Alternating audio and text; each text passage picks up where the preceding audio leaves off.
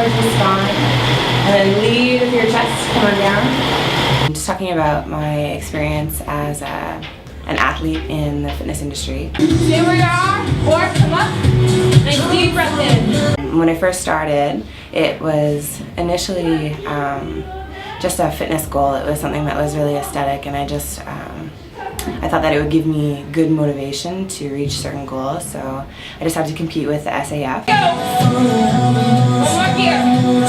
I didn't end up placing, but I learned a lot along the way, and after that experience I decided maybe I didn't think that fitness was for me or competitions were for me, but when I got closer to a year later I decided to compete again, and so I worked really hard, and I put everything into it this time, and I enlisted the help of some people in the industry like Vanda Hadarian.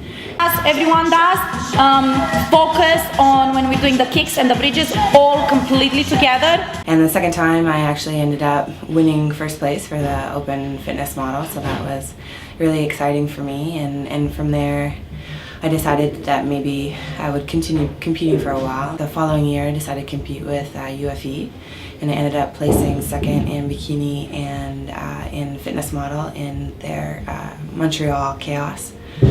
And then about a month later, 3 weeks later, I competed with the WBFF, and I ended up winning my pro card with them. I'm a full-time student, so that takes a lot of effort as well, and I was finding it hard to find that work-life balance. Up on your bike, thinking about the ball of your foot on your bike. Want it to be even, big toe, pinky toe. Knees are lined up. I found that my days were becoming 12 hours, and that wasn't even including school. It was work and all the training I was doing, so I decided to take a little bit of time for me and do some more, I guess, self-reflection. You know, reassess and reevaluate a lot of things in my life, and I came to the realization that I had been so focused on the external for so long that I didn't really know who I was at that point, and I hadn't had a time or a chance to integrate everything that I learned about myself. So I remember looking online and I saw this 40-day yoga challenge. Eyes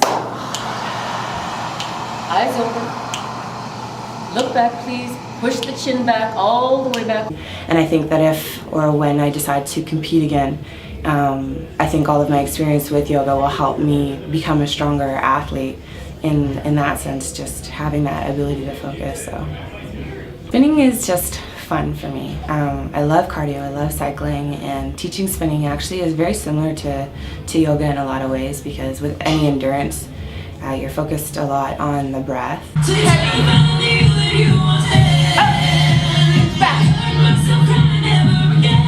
It's a lot of that mental game, right? Like if you get into a situation where you're like climbing a hill, on the bike, inside or outside, and it's uncomfortable, and you kind of want to, you get to that point where you're like, I don't know if I can do this, I kind of want to back out, but you can't. You have to keep going, and it's what do you do in that face of adversity, right? Like you can apply that to life.